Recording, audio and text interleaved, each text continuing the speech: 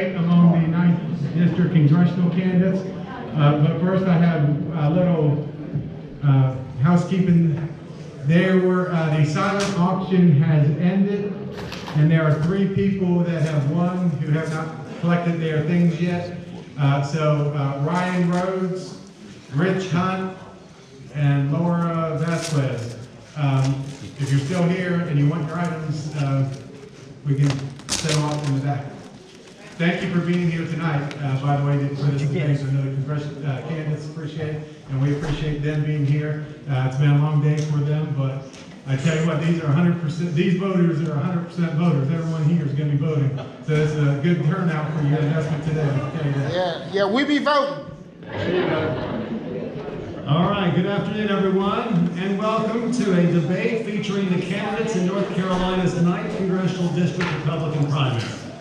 My name is Jeff Atkinson, not Republican, Jeff Atkinson, Assistant Vice President of Strategic Partnerships here at Wingate University, and I'll be your moderator for this question and answer forum this afternoon. We're extremely pleased to have 8 of the 10 Republican candidates running in this election, and let me introduce you to them, you know what I mean, in alphabetical order. It's been a long day, hasn't it? I'm going to say their names the way they appear on the ballot. Appearing from left to right, stage left, is Dan Bishop from Charlotte, Lee Thomas Brown from Harrisburg, North Carolina, Gary Dunn from Matthews, Stevie Rottenbark Hull from Fayetteville, North Carolina, Matthew Ridenour from Charlotte, Sonny Rushing from Wingate, Tom Schubert from Marshville, and Albert Lee Wiley Jr. from Atlantic Beach, North Carolina. Candidates, I want to say welcome and thank you for making time out of your busy schedule to be with us this afternoon. With the introductions out of the way, let's get to some ground rules. Number 1, each candidate will have 2 minutes to answer the question. You will get a wrap-up cue from my good friend, Representative Mark Brody here in the front row, who will wave a yellow card, Mark, which signifies that you have 30 seconds, and when your time is out, you will hear this sound. Very good. Number 2, some questions will be posed to and answered by all 8 candidates. Some questions will be answered to by just 2 of the candidates, and in some cases, the question will go to just 3 candidates. Not all 8 will answer every single question. I know you all are relieved of that. Otherwise, we'd be here all night and we'd have to get dinner for you all. We're not going to do that. So, don't feel like you have to use all your 2 minutes, candidates. Short answers are good too. The more short answers we have, the more questions we'll be able to ask. And finally, number 3, I'm going to ask that we all abide by Ronald Reagan's 11th commandment. You all know what that is? That commandment reads, "Thou shalt not speak ill will of any fellow Republicans." You may disagree, you may point out the differences, but please let's keep our discussions today polite and respectful. I know you'll help us practice civil discourse as we do this today. That goes for our audience as well. I know you all will be respectful of the candidates, your fellow audience members, and most of all to your moderator and timekeeper. Thank you very much. We're ready to begin. This first question will go to all 8 candidates, and it's a real softball, what we used to call in journalism. You won't have any trouble with this. But before we convene, the candidates drew numbers to determine the order that they would answer this particular question. And you will keep that order during this debate. Who has question 1? Question 1 will go to Stevie Rottenbark. Here's the question. We know your name, but who are you? And why are you running? Well, you're right, that's an easy one. So my name is Stevie Rottenbark. I'm the only candidate from the eastern part of the district. And I work in medical device sales. I have a great deal of experience in the healthcare management world. So I've actually opened and managed outpatient hospital facilities for hospitals in the eastern part of the state for more than 5 years. I currently work a great deal at Womack Army Medical Center, where I work with special operations members and active duty DoD employees and help them to get back onto the field as quickly as they can. I'm running for office because I have 2 young children, and I understand that the socialist leftist agenda that's being pushed in DC right now will drastically affect their future. And I want to ensure that my children have as bright or brighter of a future than I had in the America that I inherited. So that's why I'm running for office, and I hope you'll support us. Who've had number 2. Same question. Tell us about yourself and why you got into this race. Matthew Reitenauer. Thank you very much. My name is Matthew Reitenauer. Who am I? I'm a Christian. I'm a father, husband, risk manager, Eagle Scout, United States Marine Corps veteran. There you go. Oh, the Army clerks. I am running because I feel that there is a place for my values and my story in Washington, D.C., especially given the political climate that we have today. It's not because it's my values and my story, that because I'm anything special, but it's because of us and our story and our values, because we are special. We as Americans are special. The foundations of our nation, the American exceptionalism of our history is something special and it's unique and it needs to be defended. And that voice, that history, that story needs to be in Washington, D.C. We have some people fighting for it, but we need more. And so I'm here today to hopefully earn your support, earn your vote, so I can go to D.C. and help tell that story, defend that story, and fight for that story for you. Thank you. And number 3 is joined by Stony Rushing. Before I start, I apologize if I start coughing. Last week I was knee-deep in a swamp with a python. So my name is Tony Rushing. I'm a county commissioner here in Union County, North Carolina. When I graduated from NC State University in animal husbandry, I went to work with a company in Orenburg, North Carolina. I lived in Robinson County for a while. I lived in Scotland County for several years, met my wife there. Have a home there still. I understand this district better than any candidate here. I've lived it, I've worked it, the farms throughout the 9th District. I've been on those farms, talking to those farmers, working at the same tables, eating at the same lunch with the same people that we need to represent. We have a great problem here in the 9th District with this past election. We have a situation where Bladen County, right now, we have no Republicans on the board of elections in Bladen County. They won't see them. We have a situation where they're open from 8:30 to 5. When you go, we are open 7 to 7 in Union County, so you can go vote. Their early voting is only from 8:30 to 5. We have voter suppression going on. We need a candidate who can stand up and understand the district enough to stand up and bring the Democrats that are conservatives in the eastern sections of this district into our fold and show them that there is a better way.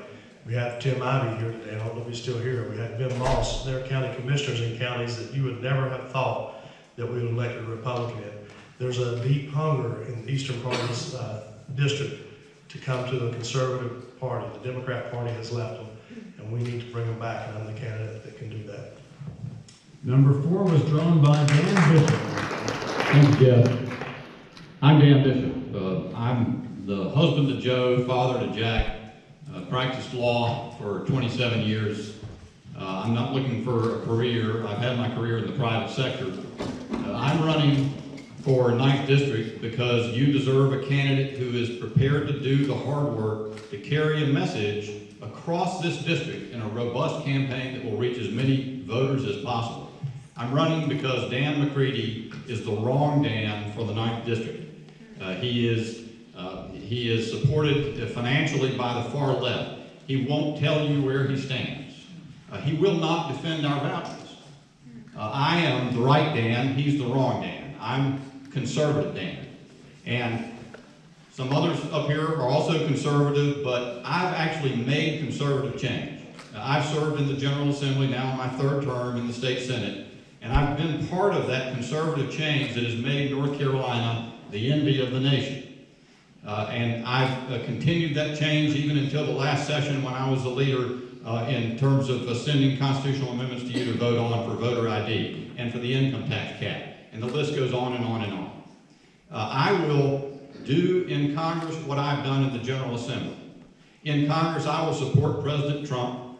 We will build the wall. We will stop illegal immigration.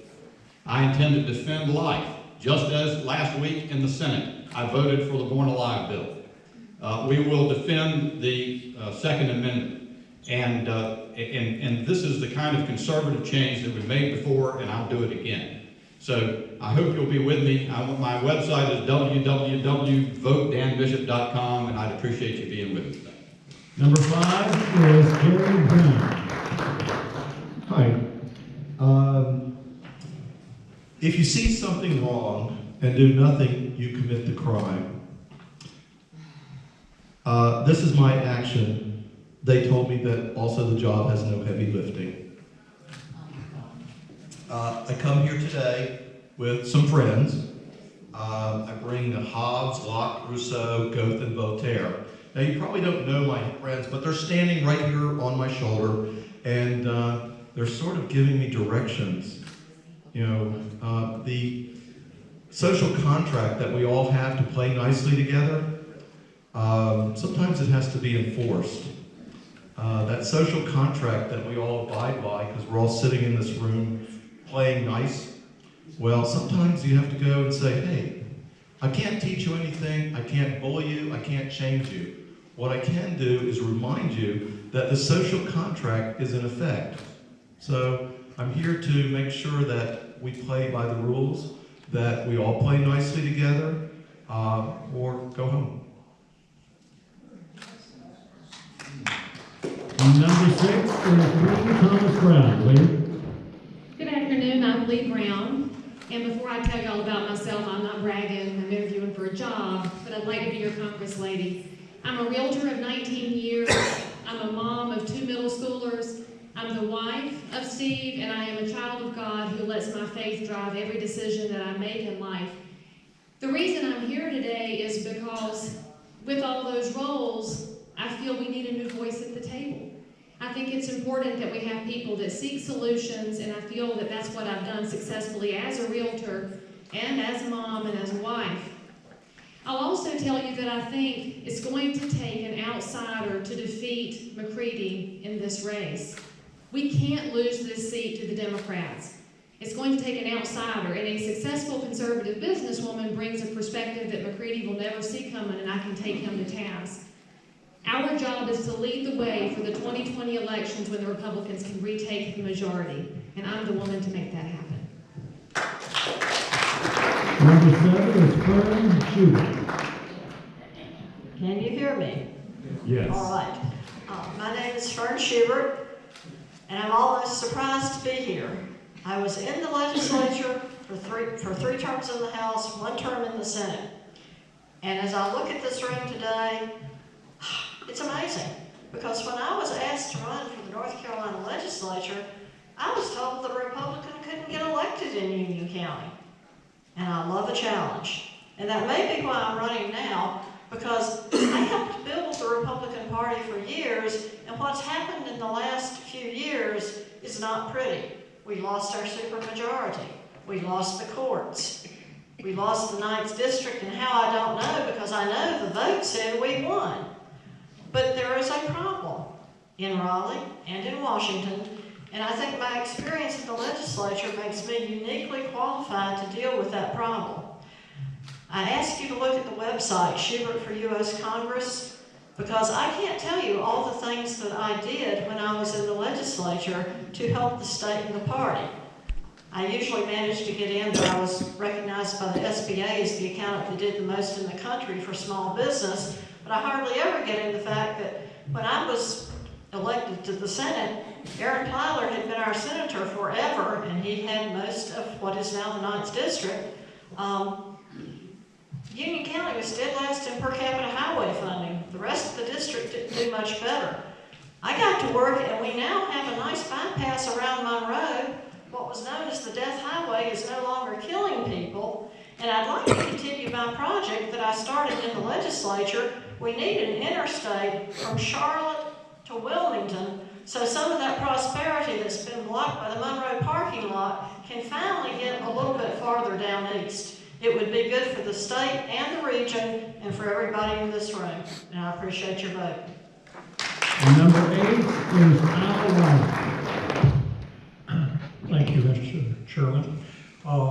It's a pleasure to be here, and I would like to tell you a little bit about myself. I was born in the western part of this district in a little town called Forest City, but many of my friends and relatives lived in Charlotte, the Matthews area.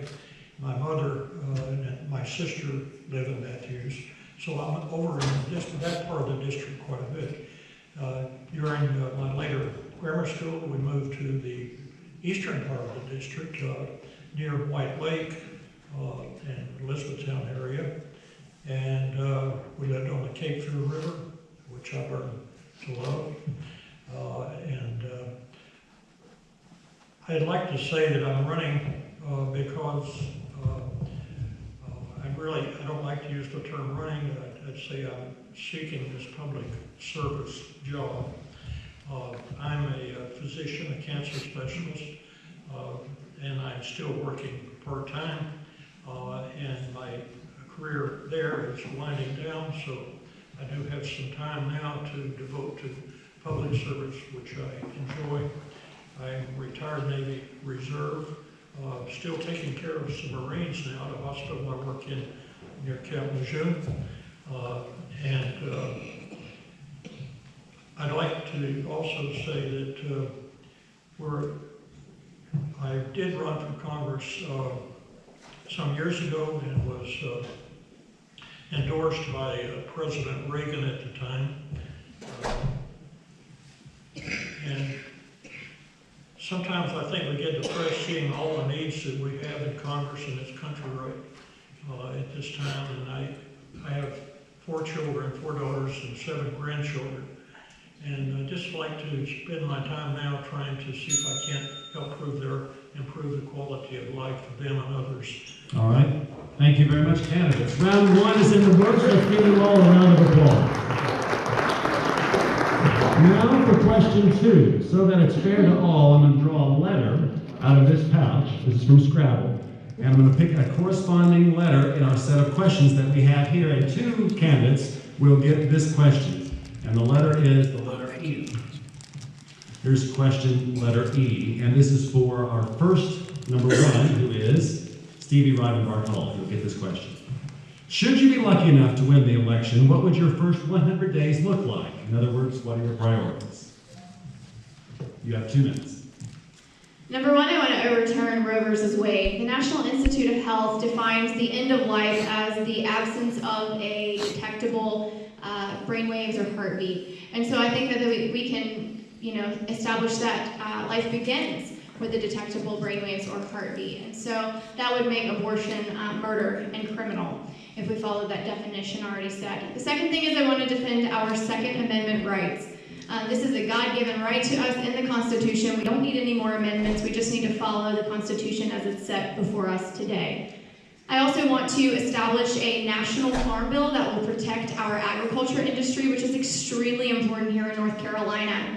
With more than 200,000 jobs devoted just to the pork and poultry industry, we need to protect our farmers. So we need to establish a national farm bill that will prevent the ability to attack our farmers with nuisance laws. I'm not sure if you're very familiar with that, but in the eastern part of the district especially, we're facing attacks from Waterkeeper Alliance and out-of-state attorneys who are attacking our pork industry farmers and literally putting them out of business and giving them large lawsuits to pay for. And then the next thing is I want to work on health care. We've got to repeal Obamacare. It's bad for America and it's bad for business. We need insurance companies to be able to cross state lines. We need a free market-based program where we can go online and look at prices for hospitals, look at what we're going to have performed on us and how much it's going to cost us, look at our quality indicators. And I go on Amazon and I look for a room, for example, and I see the quality scores, I see the pricing, I can compare pricing and quality. I should be able to do the same thing for my health care. So for me, it's pro-life, Second Amendment, agriculture, and health care reform. Thank you. Question goes to Thank you very much. That's a great question, one I have not been asked on the campaign trail yet. First 100 days, so first and foremost, I'm going to build a team. I've got to have people who are subject matter experts and can help me as I serve you. So number 1 is going to be building a team. I have built successful teams in the Marine Corps. I've built successful teams in the private sector as a risk manager. So I'm going to put that into place, number 1. Number 2, I'm going to learn what I don't know. Okay? You don't know what you don't know, and not one of us up here before you knows the job of U.S. Congressman because we've never been there. So I'm going to learn because I think it's important to learn what the job day to day is going to be and what where you can best affect change. Number 3, I'm going to meet people. I'm going to network, because one thing I have learned in the minority, serving as a county commissioner in Mecklenburg County, was that you've got to be able to network. You've got to be able to work with people. You've got to be able to find ways to leverage those relationships to get good work done. I was able to accomplish a lot of things as a Mecklenburg County commissioner in the minority, just as the Republicans would be in Washington, D.C., because I was able to find ways to work with others. I never compromised on my principles, never compromised on my values, but I was able to work with folks and find common sense solutions, something I think is sorely lacking. And then I want to do a couple of things. One, I want to tackle the immigration issue that we're facing as a nation. It is a national emergency. Charlotte is the number 7 city for human trafficking, and a lot of those women are being trafficked through our southern border. So immigration reform and building that wall is going to be a high priority. Number 2, I want to work on reforming the VA system. The president has done a great job of beginning work in that area. But we still have 22 veterans every day that are committing suicide, and that is unacceptable. The left wants to talk about single payer and Medicare for all, and yet we can't even deliver care to our veterans who have earned it. So those would be 2 priorities I want to tackle right off the bat. Thank you. This question goes to Tony Russell and Dan Bishop, and it's the letter I. Here's letter I. Critics say our entitlement programs are killing us. Social Security and Medicare combined make up 38% of the total federal budget. That's $4 out of every 10 supports entitlement programs. How would you fix Social Security and Medicare Medicaid? And a follow-up question is, are you in favor of privatization? Would you cut benefits? Would you raise taxes? Mr. Rushing. One of the best ways to fix entitlement programs is to create jobs. Down the eastern part of the county, the county's east, whenever they have a factory shut down, it shuts down, it affects the whole county. When we have one in Mecklenburg or Union County, we just go to work somewhere else. Over there, they don't have that luxury. They don't have that same opportunity. In Union County, we go to SPCC, we take some classes, we get re-educated on something else and go to a new job. Without those kinds of programs, you're going to have more and more people on the system.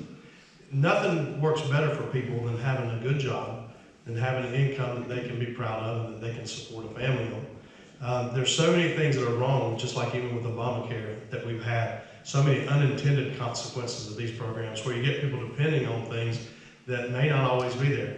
As for myself, I don't believe that Social Security will be there when I get older, and I'm preparing for that right now.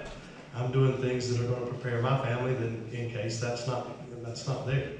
But we have a promise that we've made. We have to keep it. We have to do right by the senior citizens that are in this country, and we have to make sure that we are sustainable in that.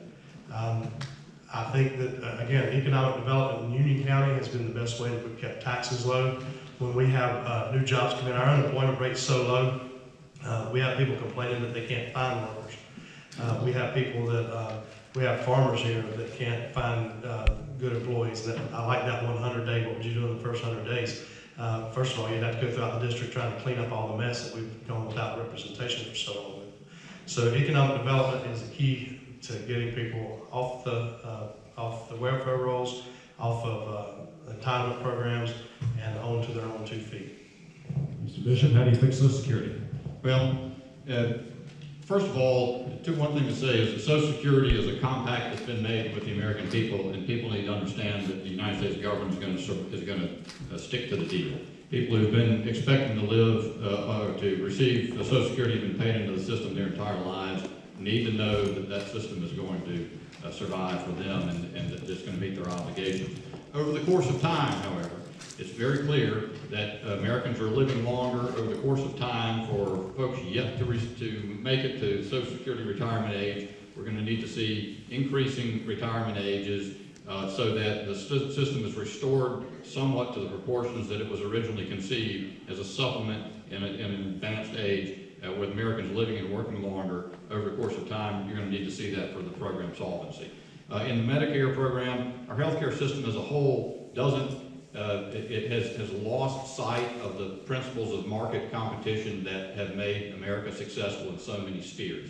We can restore markets to medical care, to health care across the country by allowing the purchase of insurance across state lines, by robust competitive measures of all sorts, and that in due course will help support the Medicare system.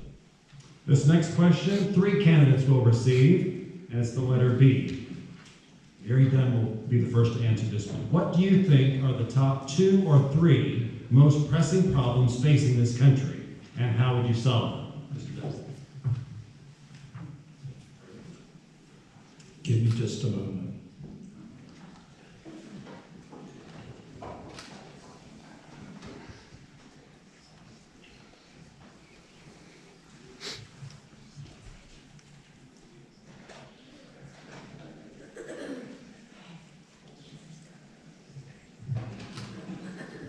Representative Dunn, start the clock. You can start the clock anytime. I've got short answers. I guess the first question is not give people jobs. Get government out of the way so they can unburden themselves and start their own business. How many in the audience are self-employed? Show of hands, come on, come on, come on. Now, you know that working for yourself, you make 2, 3, 4 times what you do working for other people, but everybody can't be employed. But starting up small businesses is difficult, and I think that one of the steps is remove some of the burdens. The second is racial and economic inequalities. And there's an easy way to sort of move that out of the way. Now, if anybody had known me before, you know sort of a little bit about my philosophy about equality based on property. Life, liberty, and property, and the means to support yourself. And that sort of would take away a lot of the racial unrest when everybody is a citizen that owns property. And I think that part of the government initiative, not a law, I don't want to pass any laws because I don't think I can do that. What I can do is say, my position is that everybody should own part of the dream. And I'm not talking about happiness, I'm talking about owning a piece of physical property. Thank you. Thank you, Mr. Dunn. This question also goes to Lee Brown. What do you think are the top 2 or 3 most pressing problems facing the country? Honestly, I think one of our biggest problems is the ugly rhetoric that's happening right now. You see it continuing in the new definition in the Democratic Party of what's going to define their best candidate, which is leading us further and further into identity politics and siloing people who want to destroy anybody who disagrees with them. I do believe the rhetoric problem can be solved with the right attitude and with people who ask questions before they draw lines in the sand. And as Republicans, we can lead the way on that because our party is not the one of identity politics. Ours is the party of helping people become self-sufficient and find their piece of opportunity that suits their life and in their part of their community. So I think we start moving people into a place where we can look at one another as humans again, gets us to solutions for our country faster. The other issue that needs to be addressed immediately is the issue at our southern border. It's no longer something that can be claimed that Trump's made up an emergency, that this is manufactured. It's an actual crisis when you talk to people who work for Customs and Border Patrol, when you find out how overwhelmed the immigration judges are, and you see the sheer number of people coming over the border. So we need solutions that are bipartisan and that get into place quickly so that we do get new immigrants who come here that want to be here legally and they want to follow the process, help them get through the pipeline sooner, which allows us also to keep out the people who do not want to be a part of the American fabric so that they don't come in here and tear up what's made this country so great. Question now goes to Fern Schubert. The top issue is open borders and doing something about it. Reagan said a nation that doesn't have borders is not going to be a nation for long, and that's our problem at this point. The media will tell you that, well, there's not a problem. Obviously, there's a problem. The media tells us a lot of things that aren't true, but they do it so persistently. Unfortunately, some people go for the big lie. And that's actually a strategy of our enemies. Just keep telling the same lie over and over, very coordinated. Things are a mess in Washington. And all the Democrats have to do is prolong the agony because the numbers keep changing as more people come here. You can't solve the problem by making coming here attractive. You're going to have to do some things that you may not want to do, but you cannot reward people for breaking the law, or you encourage people to break the law. That's all there is to it. Number one, address the problem with illegal immigration. Immigration, fine. Illegal, it's not good in immigration or anything else. Second, national debt. We are robbing our kids and grandkids so that we can live way beyond our means. He mentioned how much is going to entitlements. He forgot how much is going to the national debt. Pretty soon there isn't going to be anything left once you pay the interest if you don't change direction. Trump has the solution, and it's the only solution that's not exceedingly painful: grow the economy. I would like to be part of tax reform 2.0 so we can get up to 4% GDP. I know taxes, I know accounting, I know how to get things done, and if you look at the North Carolina legislature when I was first elected, when the Democrats had the governor, the Senate, and everything, I still got a whole lot done. Question number 5 goes to Al Wiley, and it is the letter, it's a blank letter, which means I have a blank one. Should human embryos be used for research purposes? Al Wiley.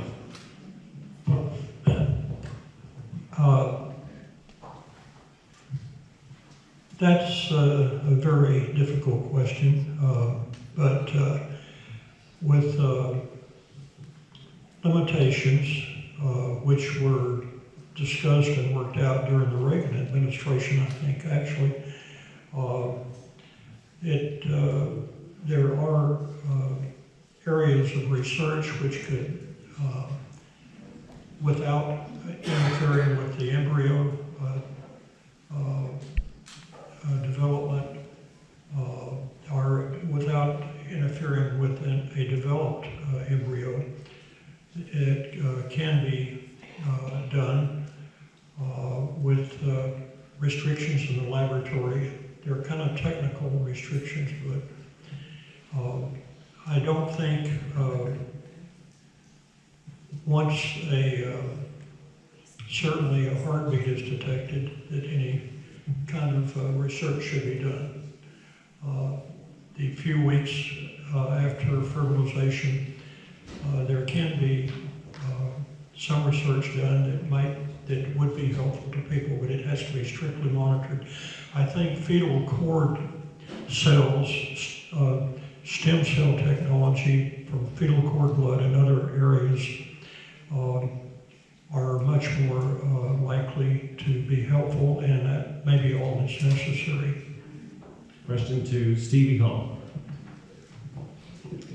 We've actually identified that mesenchymal stem cells derived from adipose cells, so fat from an adult, can actually be much more viable than the fetal stem cells. So to answer your question directly, no, we should not pursue fetal stem cell research any longer. But the other problem that we have is when we implant or we take out stem cells from a human being and implant them into another human being, there is absolutely no way at this point to quantify the number of stem cells that are viable after implantation. So actually where I work currently, we've identified that heavy chain hyaluronic acid and pentraxin-3 are actually components of the umbilical cord, which is otherwise considered medical waste after the birth of a baby. Is actually much more viable in terms of regeneration for healthcare, in terms of trying to heal or regenerate healing and stem cell growth. So what we do there is we extract the umbilical cord from a healthy baby and healthy mother after a planned C-section. We then take that, sterilize the umbilical cord, and then we inject or lay a graft from the cord into the adult or the child, whoever needs that healing. And we've identified that that's a much faster healing process, it's much more affordable, and it's much more quantifiable. Next question is the letter N, and this goes to Matthew Ridenour and Sylvie Rushing. And the question is this: the pro-life, pro-choice abortion debate continues to rage nearly 50 years after the Supreme Court's Roe v. Wade decision, 1973. Positions range from no abortions under any conditions to abortion at any time before birth if the woman decides. Where on or between these positions do you stand? And there's a follow-up question too, so go for it. Okay, so are you both going to answer and then follow up? You're gonna go ahead and do the first, and I'll give you the follow-up. Okay. So my son Hobson is about 21 months old now, and quick little story. So how Hobson got here was I delivered him on the driveway at about 1:20 in the morning. Contractions came rather quickly one evening, and next thing you know, we're calling 911 as my wife is in the fetal position in the driveway, just the two of us. And 3 minutes later, Hobson was born. And about a minute later after that, the cavalry arrived and I heard the fire engines pulling up on our street. That did not make me pro-life. I have been pro-life, but going through that experience solidified in my mind the sanctity and the beauty of life and how precious it is. You can't go through an experience like that. Stevie has an experience. You can't go through an experience like that and that not either change or reinforce your beliefs. And in my case, it reinforced it. So I am pro-life, absolutely. I don't waver on that. The one exception, and I'm not really, to be honest with you, you guys don't know the truth, right? You want authenticity from your candidates? Yes. Okay. The one area I'm a little is when the life of the mother is at stake, because there are times, even the National Right to Life, I sat down and had a meeting with them about this, and they explained there are times when both baby and mother will die, unless, and then if the mother dies, then the baby's going to die as well. There are times, they said, when the mother's life is at risk and they actually support in that case. Honestly, I'm not 100% comfortable with that, though I do understand that perspective. But otherwise, I am decidedly pro-life. Thank you. This could be a yes or no. Should federal funding ever be used to support organizations like Planned Parenthood that encourage or fund abortion? No. Question to Mr. Rushing. I've told this story a lot, so a lot of you already heard it. My mother was 15 when I was born. Well, she just turned 16 a month before I was born. So I'm very pro-life. And we have a situation where crimes are not reported. In rape, when you have cases of rape, you have cases where it's just, it's a sad situation when we're talking about laying a baby on a table and killing that baby or letting it die. I watched the movie Gosnell recently, and if you've never seen that, take a look at it. The reason that the Virginia governor, I believe, said what he said about laying the baby on the table was because it was an exact line from that movie. They had a Planned Parenthood type clinic worker up there as a witness, and the abortion doctor's attorney said, "Do you ever have trouble with this? Do you ever have a baby born alive? What do you do?" They said, "We lay it on the table, make it comfortable, and decide what to do." We should offer rewards for these doctors that are killing babies. We should offer a $100,000 reward for their arrest for murder, because that's exactly what it is. We are very lax, and we are very, we don't want to talk about it. We don't want to deal with it. We just want to, maybe try to pass a law or talk about legislations, but that's murder. There's no two ways about it. If I walked into the room and saw somebody about to murder a baby, I could use deadly force to stop that. That's right. So why do we allow this? Why do we look the other way while this is going on? And there's a clear answer. It's money. That's right. There's a million abortions a year, basically. We're aborting our workforce. So we have to open our borders and let people sneak across to work because we killed all our workforce. And that's a shame. And it's going to be the end of this country. I'll stop. Follow-up question, Planned Parenthood, yes or no? Absolutely not. I've seen the videos where Planned Parenthood was selling baby parts and laughing about it. If you've not seen those, I encourage you to see that as well. Planned Parenthood is an abomination. It's not a healthcare organization. It's an organization for making profit for that organization. And we should stop funding them and start making arrests and investigations of what they're doing. Question 7 goes to Dan Bishop, Gary Hennon, and Lee Brown, and it is another letter I, which we'll skip to the end here. What is your stance on marijuana legislation? Senator Bishop. I have no problem with medical benefits of marijuana being reduced to pill form, extracts, and administered in that way. I do not otherwise support liberalization of marijuana laws. I think we have, it's funny, some years ago we were told that opioids were perfectly safe, that people wouldn't develop addictions. It's destroying the fabric of America. Marijuana, we hear things I've heard in the last couple of weeks, I'm sure you have as well. Marijuana, people who are frequent users of marijuana or very chronic users of marijuana are prone to psychosis, development of psychosis. We understand that there are additional, more potent forms of marijuana being available at all points in time. I will tell you that perhaps someday I can be persuaded. My view at this point is that marijuana should not be legalized. I'm not in favor of legalizing. Gary Dunn. Just a minute, let me just roll this, pick up one of these smokes underneath the table here. So I'm in a restaurant last night, and the guy sits down in front of me, and we're chatting, and he's smoking marijuana under the table. And he's like this, and he goes, and he just puts it under and says, and he looks at me, and I'm looking at him. Do I do anything? No. There are so many people out there that are smoking marijuana. It takes about 7 years for legislation to move across the country from Colorado and California. Can I ask a question? How many in this room smoke marijuana? Just raise of hands. How many in this room know people that have? Show a raise of hands.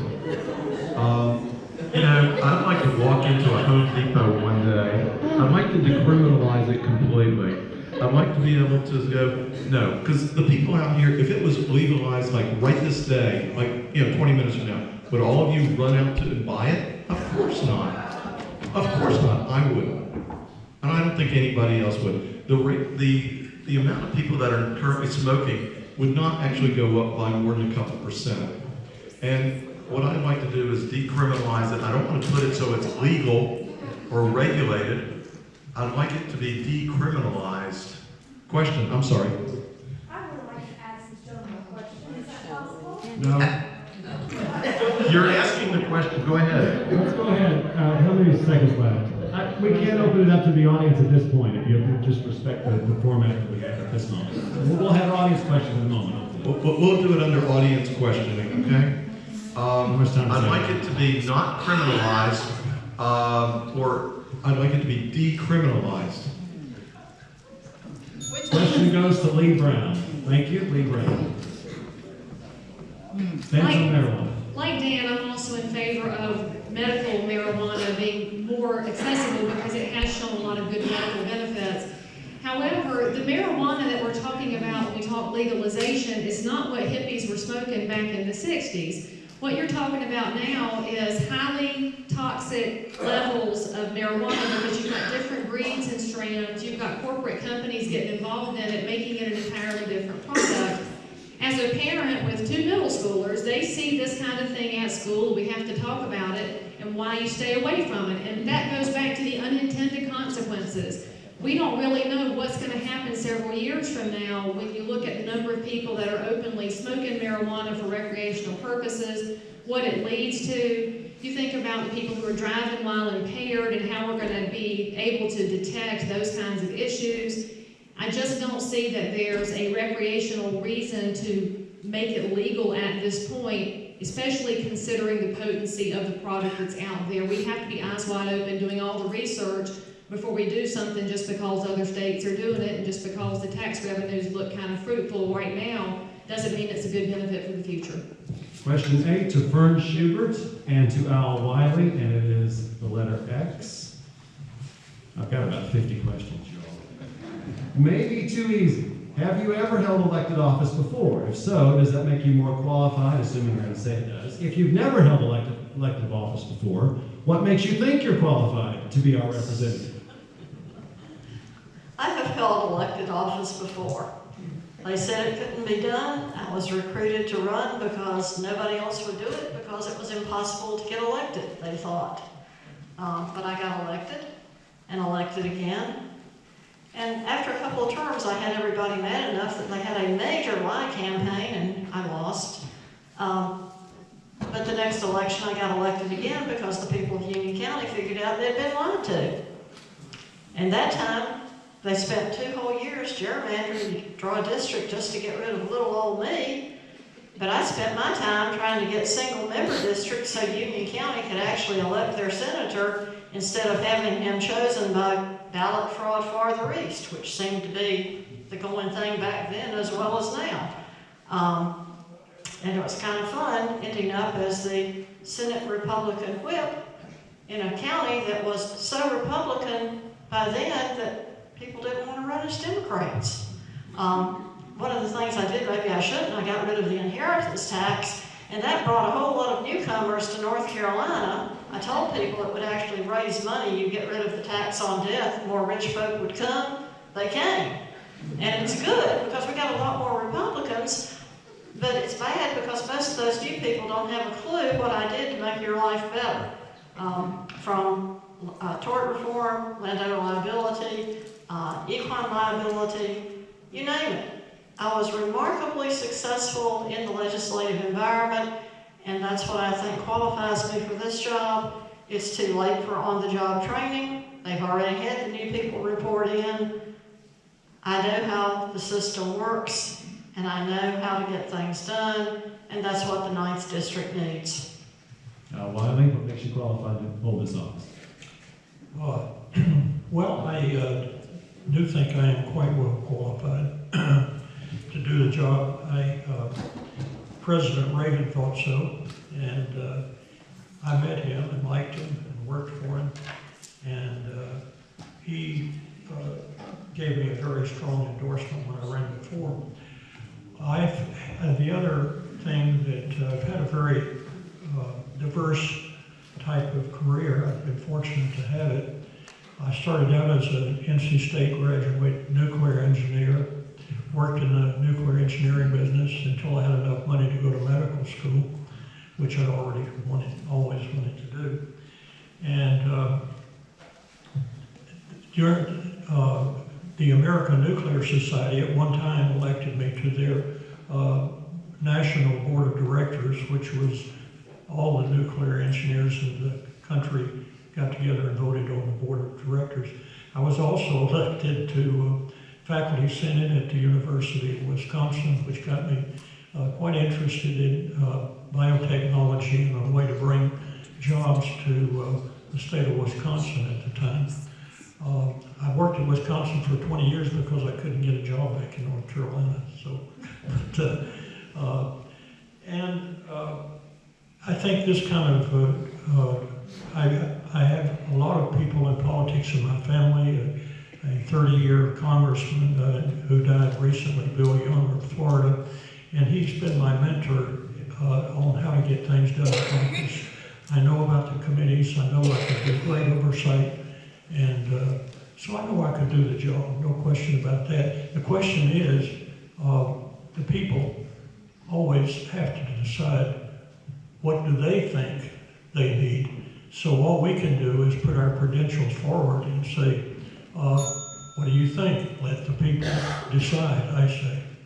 This question goes to Stevie Hall, Matthew Ridenhour, and it's the letter O. Here we go. What changes should be made to the nation's immigration policy?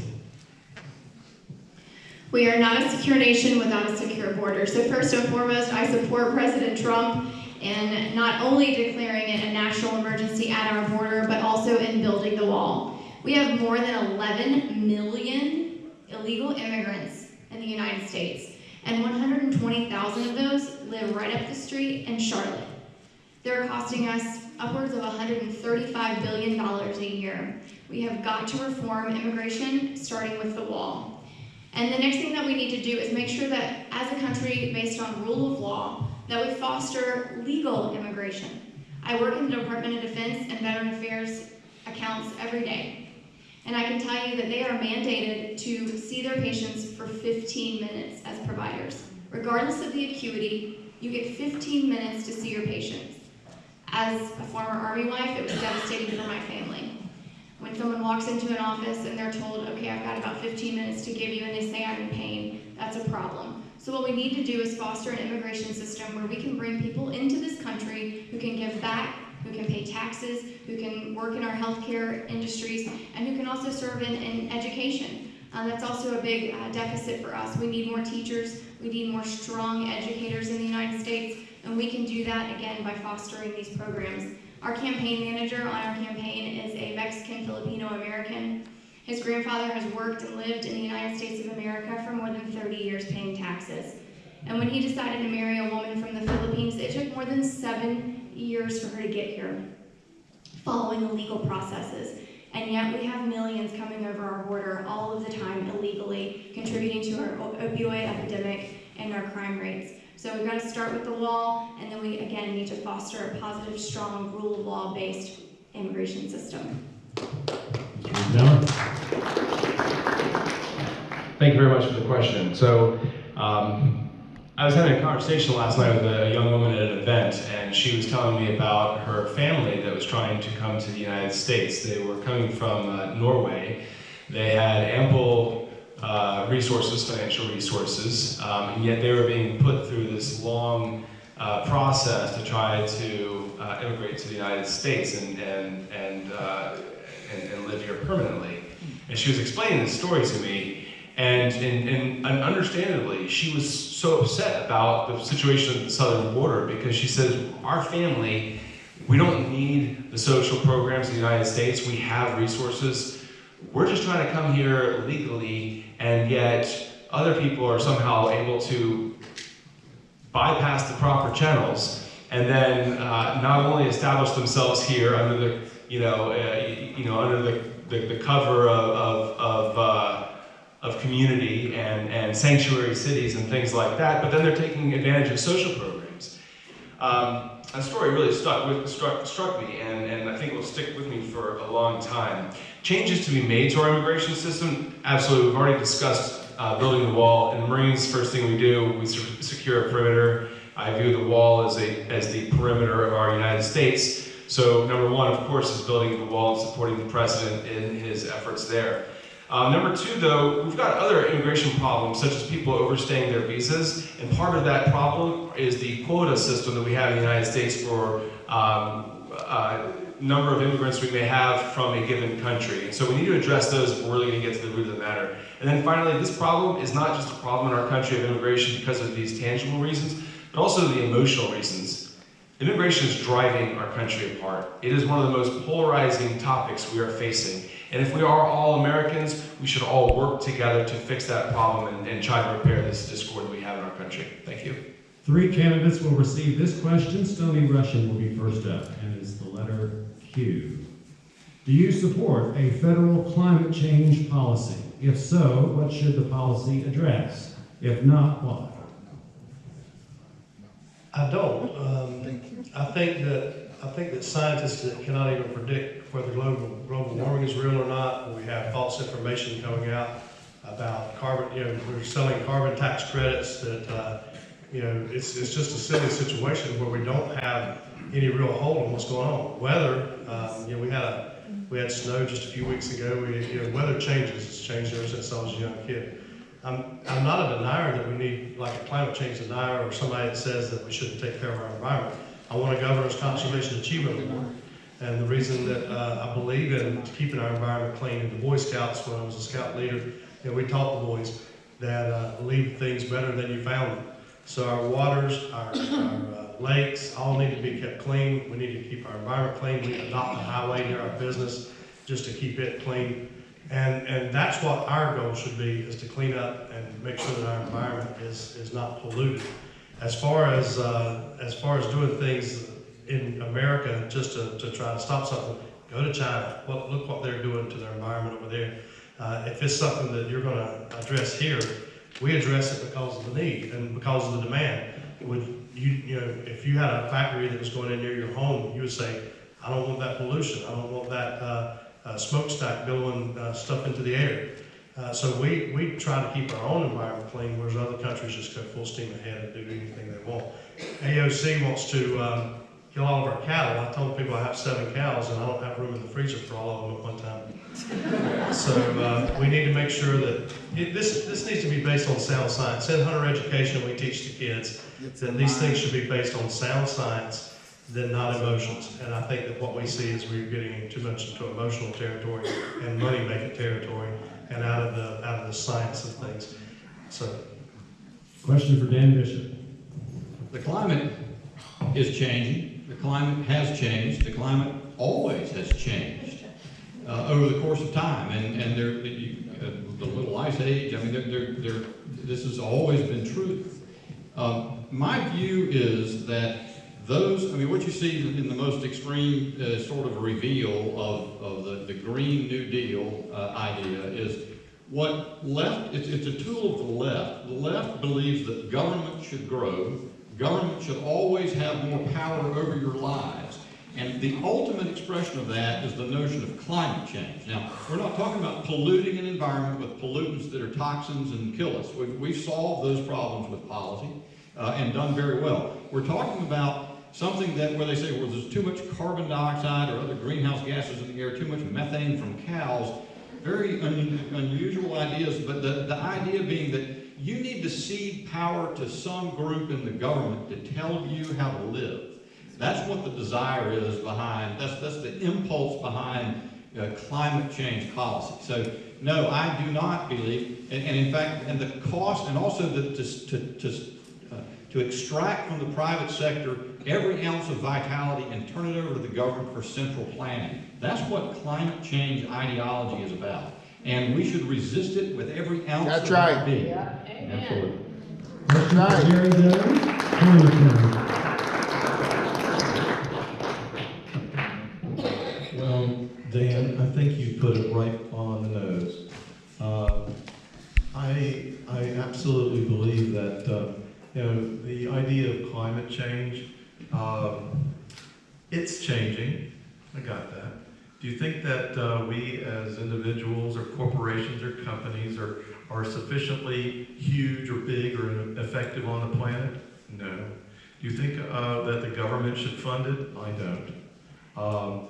And one of the reasons that our president is not in on this, let's go ahead and spend money on climate change, because I think the letters that I write to him, he responds and says, got it, understand. We are not really big and significant on this planet. We're really, really, really, really, really small. To think that we can change the course of the planet, we should pick up the garbage in our backyard. If any of you have watched my YouTube video on genetic engineering to eliminate trash, okay, thank you. I get letters like this. This comes this is a letter from our president. Yeah, it's right side up. I get letters from our president almost every week. My kids collect them because I feel it's important for us to participate and tell them what we need to be doing. So if you're not doing that, maybe you should. Well, you're the choir. You should be preaching, maybe. Question to Lee Brown, and it is the letter F. Here's the question. If you won the general election, how would you expect to be an effective lawmaker when the Democrats and Nancy Pelosi control the House? Well, the first thing that has to be done is investigate what's being voted on at the time, to go read the bills on the floor, and then talk to the majority and the minority leaders, the members of those committees, and find out what's happening so that I can effectively take the voice of the 9th District to the decisions being made. You never know what's going to happen with somebody else's decision making until you have a conversation and start asking questions. I think that's my job, is to ask questions, because I can't assume that the majority is going to always get their own way. It's possible that somebody will hear this voice from this district as something valuable. We're so unique in that this district encompasses both rural markets that need economic development, suburban markets that are full of relocating families, and an urban market that's undergoing massive growth, that our voice is actually going to be uniquely valued at the table. My job is to make sure that the voice is heard, whether I'm talking to a Democrat or Republican. My job would not be to go sit in the silo and wait until I'm told what to do. I believe we can have a lot of effect, especially talking to the Democrats that may one day come over to the Republican Party as the party leaves them. We talk about that happening with voters. It's also likely to happen amongst elected officials as you find people who have lost their way with what the party has become, and want to join exactly what the Republican Party is and has been. Vern Schubert. This one's for you, is that right, correct? Yeah. If you won, how would you expect to be an effective lawmaker when the Democrats are in control? When I won my seat in the North Carolina Senate, the Democrats were very definitely in control, they thought. I had a lot of fun. And it's not just the bills you get passed, it's sometimes the bills you get stopped. There was one bill that they put in the committee that was chaired by Fletcher Hartzell, who I tried to get removed as the Republican whip because there were some issues. I think he went to jail subsequently, so there were obviously issues. But anyhow, Republicans didn't share committees in the Senate at that time, but he was such a good Republican and such a good friend of Mark Basnight, who ran the place, that he chaired a committee. So they put a bill in to basically help with price fixing on gasoline. It was a bill so bad that the Federal Trade Commission unanimously wrote a letter saying, stop this bill. It will add $40 million a year to the cost for North Carolina motorists for every penny it props up gasoline taxes. They thought they put it in a safe committee. The next thing they know, a Democrat who had a driving school decided he wanted to be a Republican. And by the time that bill came out of the committee that I just happened to be on, somehow the Democrats lost interest in pushing it forward. It was a bill so bad the Petroleum Marketers Association later apologized for practically waving checkbooks in the committee chamber.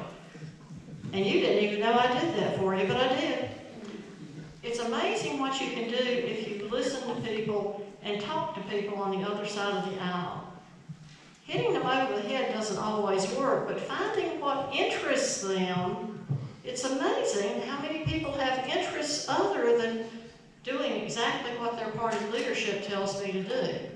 And all you have to do is peel off a few here and peel off a few there, and the next thing you know, you have a coalition that can do some amazing things. And I'm not just talking about it, I've done it. Al Wiley, this question is for you. It's the letter Y. Are you in favor of term limits for the House? Yes, I certainly am. And that would be one advantage if you elected me. You could be sure. I really believe I could accomplish what I am capable of accomplishing for the people of this district if I had 4 to 6 years. And if I couldn't do it after that, I should just go back and do something else. I believed in that for a long time. I know there are strong arguments. I mentioned my first cousin, Bill Young, who was in for many years. I had this debate with him many times. And there are certain advantages in being in for a long time. But I think this should be not the norm, but the abnormal person who stays in for a long time. You can always quit and do something else for 2 years and then run again. And if the people want you the second time, they'll re-elect you if they want to do that. So I really think in the long run, people go to Washington and they get used to a way of life that the rest of us can't imagine. And I think it's just a normal thing that happens to people when they've been up there too long. They lose concept of what ordinary people have to deal with and get pretty, well, they get a big head from all the glamour and so forth. So I think 4 to 6 years in Congress and in the House and maybe 12 years in the Senate or something like that would be a good idea. Question for Stevie Hall. Term limits. I have already signed the term limits pledge because I believe that the founders never intended for us to be career politicians, nor did they intend for people with really deep pockets to run the government. It's supposed to be the people, for the people, and by the people, which is one of the reasons I'm running. So I absolutely support term limits, but I'd like to shift gears for just a moment and ask for every millennial in the room to stand up, just for a second. Will you stand up if you're a millennial? Please, don't be shy. And I want the rest of you to look around at your future. And I want you to see that we are largely outnumbered. And I commend you for being here today, because while most of our generation is hanging out on Instagram, watching Netflix, you're here. So I want to say thank you, so to answer your question, I absolutely support term limits, but it's going to be really critical that we acknowledge that in order to make changes in DC, we have got to reach out to an isolated demographic. There are very few of us here today for a reason. Our party needs to do a better job of reaching out to this demographic, engaging them, and getting them involved, not just voting, but having a voice in Congress, having a voice in DC. It matters. Our messages are mainstream. Not many people can disagree with being in favor of tax decreases or term limits. But how we're delivering that message and getting it to the people who are our future is going to matter. And that's another reason why I'm running today. Thank you. This question goes to Matthew Rittenauer. Mass shootings in the last 20 years, especially at schools, Columbine anniversary was last Saturday, have given rise to demands to legislate gun control to federal level. Is there any gun control measure that you would be willing to support? No.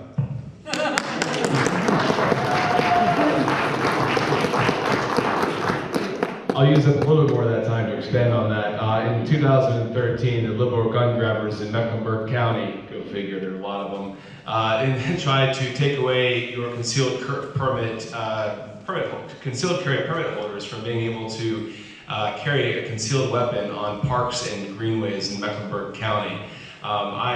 Even though I was outnumbered 2-1 by the Democrats, cobbled together a coalition and successfully led the effort to defeat that. And so thus people were able to continue to carry their concealed weapons in Mecklenburg County parks and greenways. Tony Rush. Well, I own a shooting range.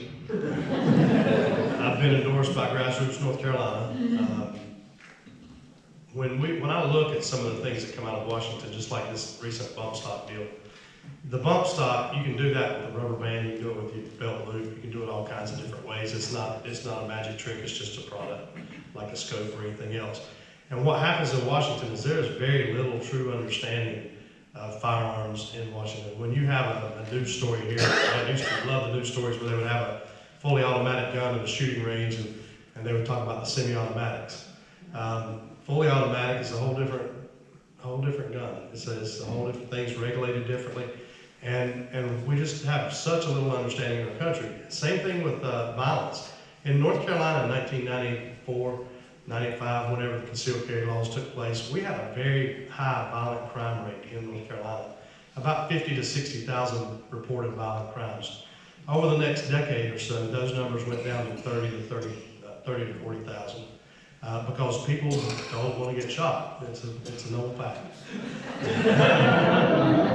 So when you have people that are able to protect the children in schools, when you have people that are able to protect themselves, that's vital to helping Sheriff Cathy back there do his job. They look at it as a problem. I look at firearms as a solution, not only to violence, but also they don't even understand basic hunting, basic defense of property, defense of animals that we have. They talk about an AR-15 like it's some terrible thing. An AR-15 is very useful to farmers who are trying to stop coyotes from destroying the livestock, to other uses. So, absolutely not. I'm 100% for the Second Amendment, and I look forward to getting to Washington to work on that issue and actually educate some of these folks as to what really is going on and help them understand firearms a lot better. That's my job. That's what I do. Question for Dan Bishop. Same question. Same question? Yes, sir. Oh, Okay, easy. 3 on this one. I adopt my colleague's remarks. No, I don't support any measures in gun control. I think it's worth emphasizing, and people often, the left, it gives an opportunity to remind us. It is a unique time in our nation's history when the consensus that we've always had about our constitutional rights as expressed in our Bill of Rights is under assault as never before. And you watch, on the gun rights issue, the Supreme Court has spoken clearly. The Second Amendment confers an individual constitutional right. It is not a right that government can interfere with unreasonably. It cannot, you have a constitutional entitlement to own commonly owned guns. That's as simple as it can be.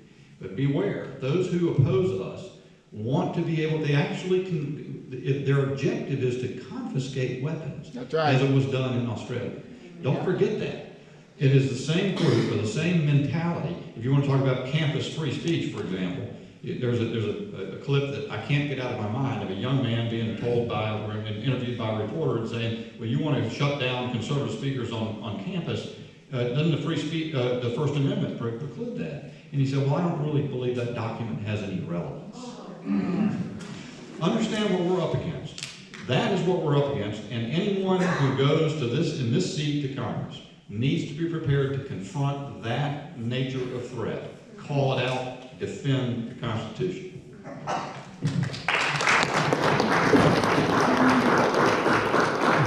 This question goes to Gary Dunn and Lee Brown, and we're coming to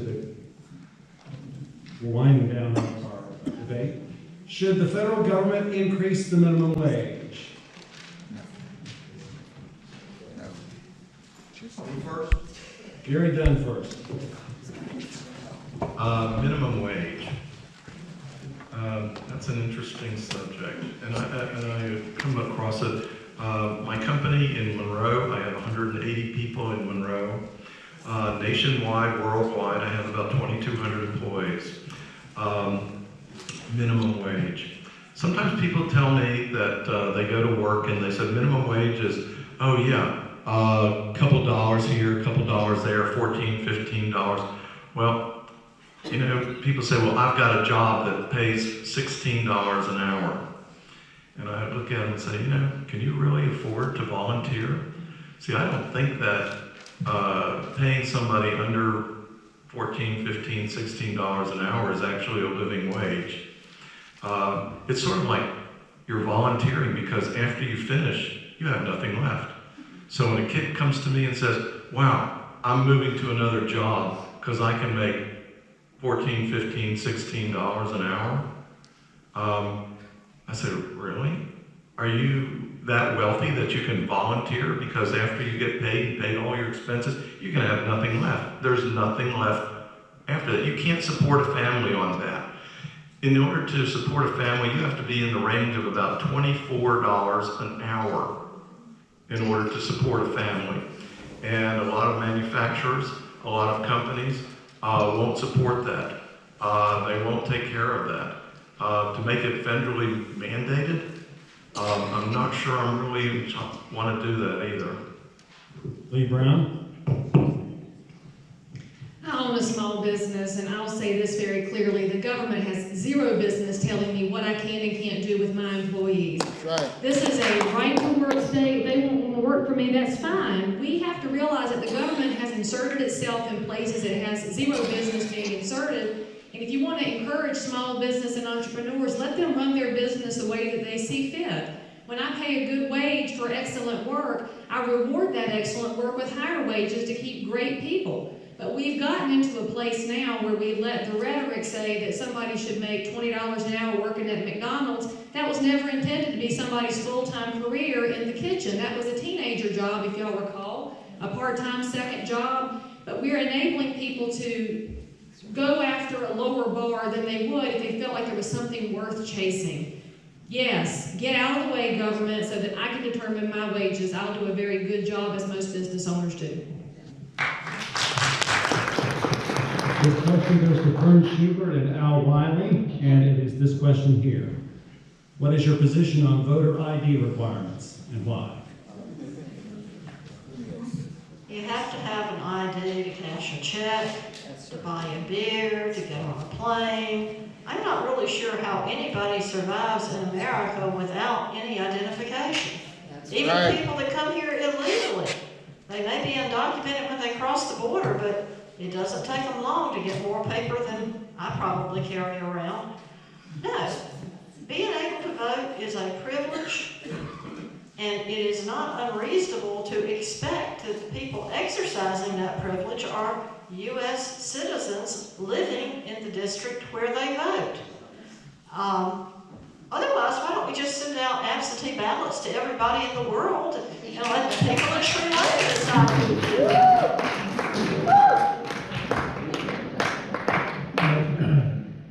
I think your last comment was exactly right. if we don't require some form of identity, you might as well open it. It's like open borders as far as voting goes to the whole world. And that system just won't work. It's a very simple thing to have some simple ID, and it really is not too much to ask of people. The vote is, as you all know,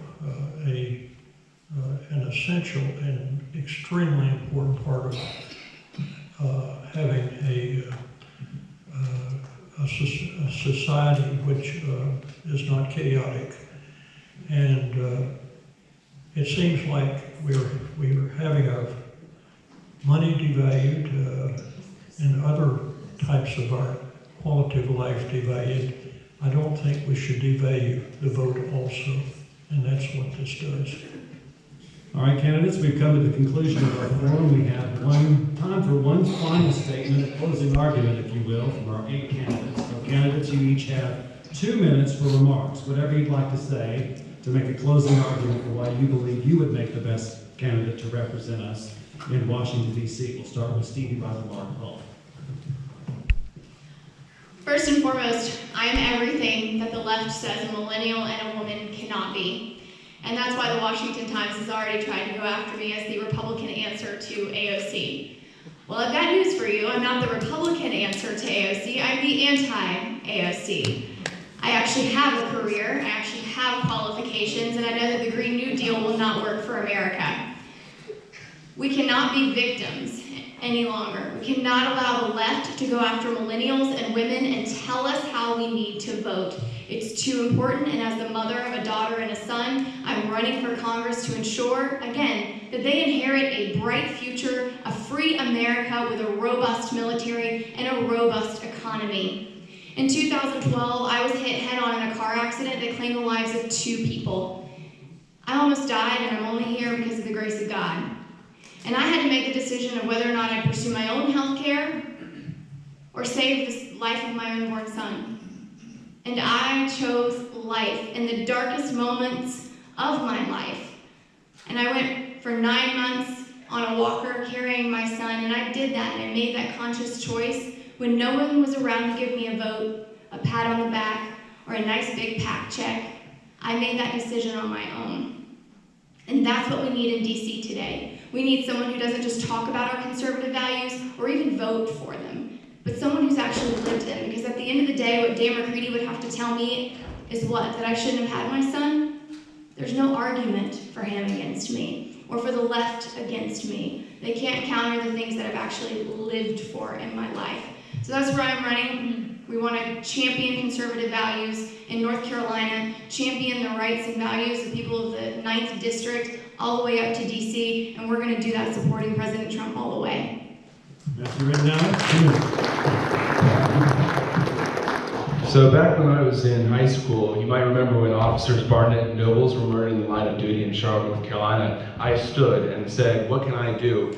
And what I did was I organized the Adopt a Cop program in my high school and middle school and lower school. We had a competition, we raised a lot of money, we raised enough money for 11 bulletproof vests for CMPD officers. A few years later, I had a family friend who said, hey, I'm standing up a Boy Scout troop at our church. Do you want to join the Boy Scouts? I said, sure. So I stood up and stood with him and was a founding member of that troop. 2 years later, I stood and accepted my Eagle Scout.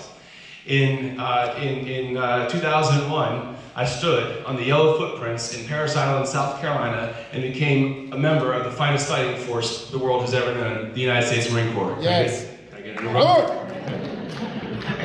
In 2005 and 2007, my unit was calling for volunteers. Both times I stood and volunteered to go to Iraq. The second deployment, my mom said, why are you volunteering again? Why do you keep doing this? I said, Mom, for 2 reasons. One, I'm single, and there are a lot of guys in my unit who are married, and if I don't volunteer and go, one of them might have to go. And number 2, I've been there before. There are a lot of guys who are going on this deployment who have never been deployed. I want to go to make sure that they all come back home again. In 2012, I stood and I stood to serve as a Mecklenburg County Commissioner, and I did, for 6 years, serve as a Mecklenburg County Commissioner, a conservative county commissioner who stood for the Second Amendment, who stood for low taxes, who stood time and again for our Republican conservative principles. I've got a proven track record of getting the job done. If you're looking for a candidate who's not going to rock the boat, I'm not that guy. If you're looking for a candidate who's going to go along to get along, I'm not that guy. If you're looking for someone who's going to go to DC and sit there for 10, 20 years or so, I'm not that guy. But if you're looking for someone who's going to fight for our conservative Republican values every single day, I'm that guy. And I'm here standing now before you today, asking for your vote and your support so I can stand for you in Washington, DC. Thank you.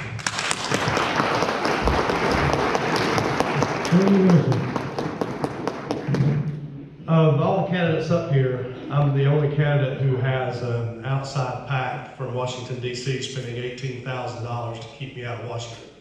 That same PAC spent millions of dollars to keep President Trump out of Washington, and look how that worked out. I am going to Washington. I am a leader in this race. We have great support throughout the district, and the only reason they're spending money is not because I'm in last. They're working on me to get me defeated. There are a group of people who think that only Mecklenburg County should be represented in this and that our leader has to come from Mecklenburg County. I say that we have a situation where we need a leader that knows all the counties. I have lived and worked in every county in the district. I understand the people. I've sat at their kitchen tables. I understand their needs. We need someone who can relate to the people that Gary was talking about that can't afford to make a living. Somebody that can relate to people who can bring them into our party, because they may not like the rich Republican ideals, but they sure like the idea that we don't want to kill babies and we don't want to take their firearms away from them. We need a candidate who can go to Washington and be that outsider. Someone who's going to work for the 9th District, not work for their friends that gave them a lot of money to get there. I don't owe anybody anything. I owe you, the 9th District voter, my best. And I will give you my best. And the people in Union County, they understand when they get these mailers with me raising taxes that that's not the truth. I've cut taxes 3 years out of 4 years. I've cut taxes, and the only time I didn't cut taxes was because I voted against a tax increase that was completely unnecessary. I understand how to maneuver. I understand how to get things done. We have gotten things done. We have provided for the people of Union County. I've been a good elected representative here, and I will be a great elected representative in Washington, D.C. Understand that when you go to vote, that I care about the 9th District, and I will serve the 9th District to my best. And I need your vote. I'm asking for your vote. Closing arguments, Dan Bishop. Thank you, Bill.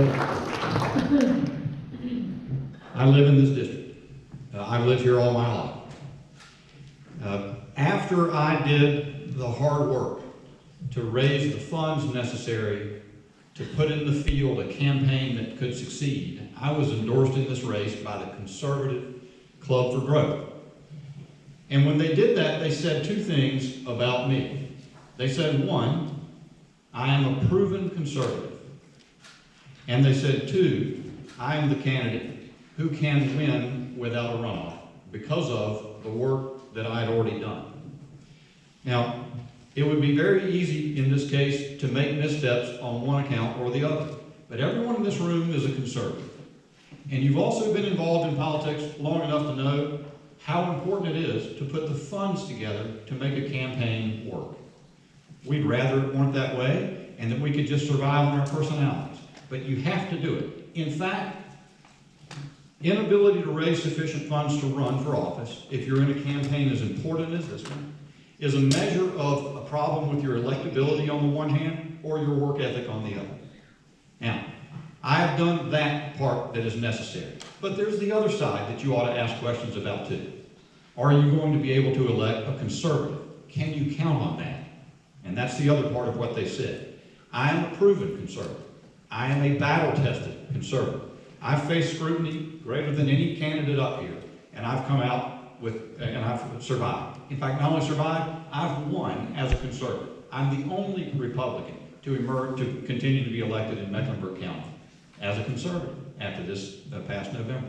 So, I am the candidate that can take on wrong Dan McCready. It is too important a decision not to make the correct choice in. So I hope you'll be with me. I need your vote.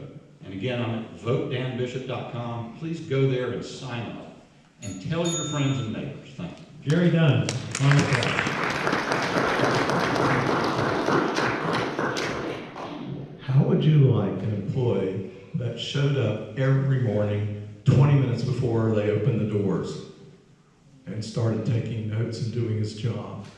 How would you like an employee that has 28 years of college education? How would you like an employee that is physically fit? How would you like an employee that reads at least one book a week? How would you like an employee that goes the extra effort, that when he's elected will be there all the time? When I worked here in Monroe, I'm the guy that showed up before the watchman opened the door. I'm the guy that stayed there till 8, 9, 10 o'clock and basically lived the life.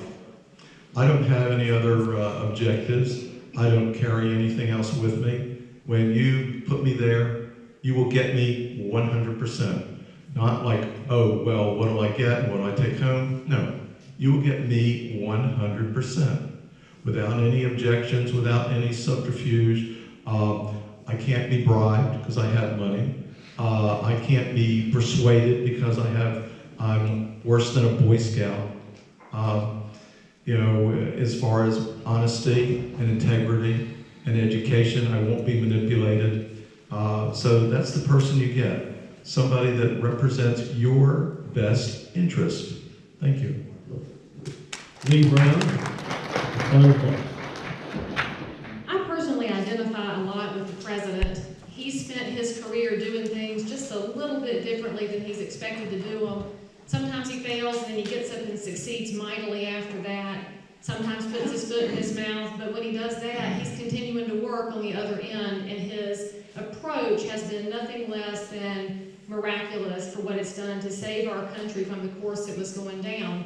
He also came into office as an outsider, and I'll tell you that I know what it feels like to be an outsider. As some of y'all know, I went to Carolina, and I was one of the college Republicans there. There were 21 there in my days. They might have been 25 there when you were there, Dan. Still not many. But you learn quickly how to adapt and adjust when you're on the outside looking in, and then you realize that those in the other positions are willing to listen. I found that out when I sold chainsaws for Husqvarna. I was the only woman on the sales floors for that premium chainsaw company, and that's an interesting place to be. It's also when I learned how to have success no matter what's expected of me, with a smile on my face and showing people that when I have success, I bring others along with me. That's what we have to have in our representative. We have to make sure the district has a voice, and I mean every piece of the district. We also want to make sure that we have the kind of leader who is growing future leaders behind them. One of the reasons I signed the term limit pledge is because I want the opportunity to lift others up and replace myself, as good leaders know to do, to make the future brighter. I'll tell you that I work very hard at my cheerful demeanor. I smile all the time, and I work very hard to look eyeball to eyeball with people so that they feel heard. This district deserves nothing less so that we can set the course for 2020. We are the bellwether in the 9th District. We need a Republican who can take down McCready and help the president win the White House for a second term. Thank you.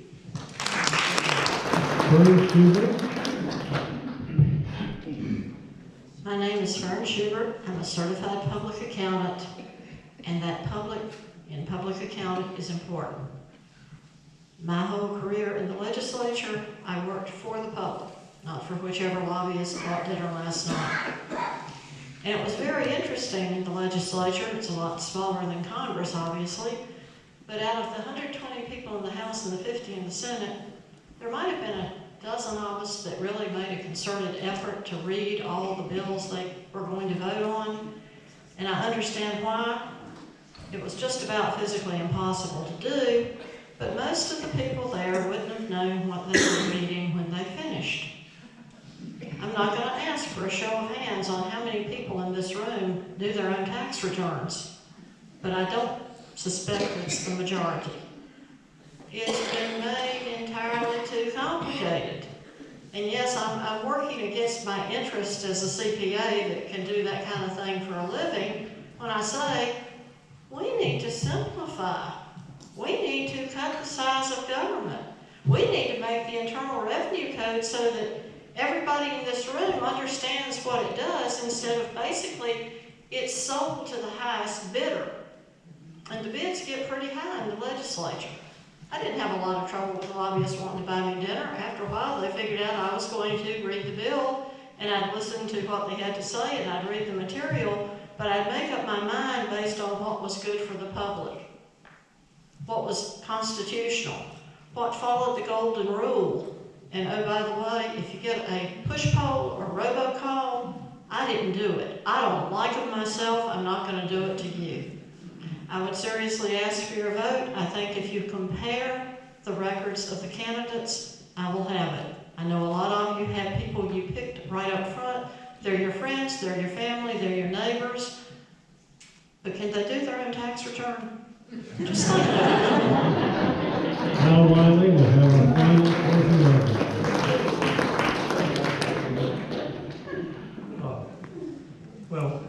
I think all of us, from what I've learned in participating in these debates, is all of us are Reagan conservatives, and most of us, I guess, are strong for President Trump. And if I got there, I'd be quite enthusiastic about supporting President Trump's agenda. And I would adhere to Reagan's agenda also, as continue to adhere to that in terms of the sanctity of life, and to try to do something about nuclear weapons, for example. Nuclear non-proliferation has been a big concern of mine. I've worked many times for the last 10 years. I've headed a group for the Department of Energy to provide policy development and response, actual response to nuclear incidents at reactors and other types of nuclear incidents around the world, including Venezuela, Iraq, Chernobyl, Fukushima. I've worked many times on many committees at the International Atomic Energy Agency in Vienna, and also with the World Health Organization, to develop policy on how to accomplish these things. I do know how to make a consensus. If you sit at a committee with people from 10 countries and have to come up with a policy, it's a chore, and I've learned how to do that. I speak a little Russian, and that's helped me. So I think I've had a lot of background in both domestic and foreign concerns. I'm very concerned about protecting our environment, especially the Cape Fear water problems that are occurring on Bladen in Cumberland County. And I also have some concerns about this Congress's continued neglect to bury the nuclear waste of 100 reactors around the country. This has to be handled. I know how to do it. Thank you very much. Candidates, thank you for your participation.